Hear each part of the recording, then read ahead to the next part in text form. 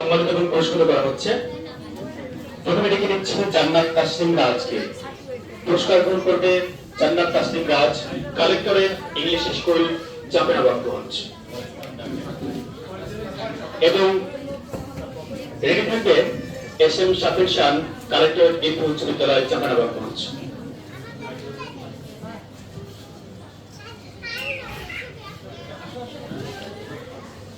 পুরস্কার গ্রহণ করছেন জান্নাত তাসনিম রাজ, কালেক্টর ইংলিশ স্কুল, চাঁপাইনবাবগঞ্জ এবং আবৃত্তি এবং উপস্থাপনা বিভাগের প্রশিক্ষণার্থী, বাংলাদেশ শিশু একাডেমি, চাঁপাইনবাবগঞ্জ।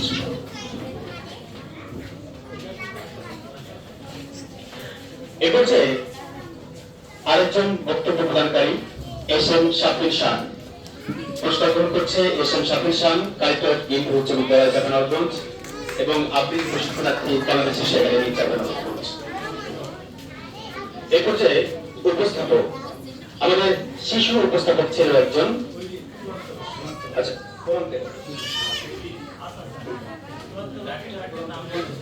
কোরআন থেকে তেলাওয়াত, যদিও আজকে আমাদের সময়ের অভাবে কোরআন তেলাওয়াত আমরা শুনতে পেলাম না তাদের কাছ থেকে, কিন্তু গতদিন অসাধারণ কোরআন তেলাওয়াত করেছিল, ইংরেজিতে অনুবাদ এবং বাংলা। পুরস্কার গ্রহণ করছে ওসমান যুবরাজ এবং আরেকজন ছিলেন সুলাইমান আইজরাজ।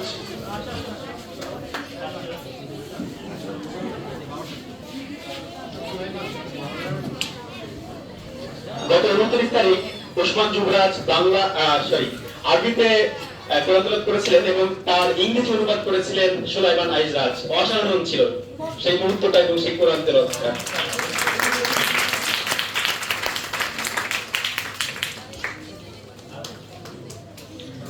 এ পর্যায়ে আমাদের উপস্থাপক, শিশু উপস্থাপক অসাধারণ উপস্থাপনা করেছে এবং আমাদের জেলা প্রশাসক মহোদয় সরাসরি বলেছে যে এরকম অনুষ্ঠান হয়তো আমি খুব কমই দেখেছি।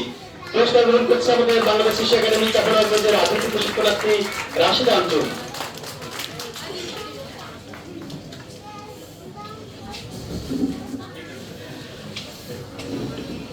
বিশ্ব শিশু দিবস ও শিশু অধিকার সপ্তাহ 2024 এর সমাপনী অনুষ্ঠান এখানে শেষ করছি।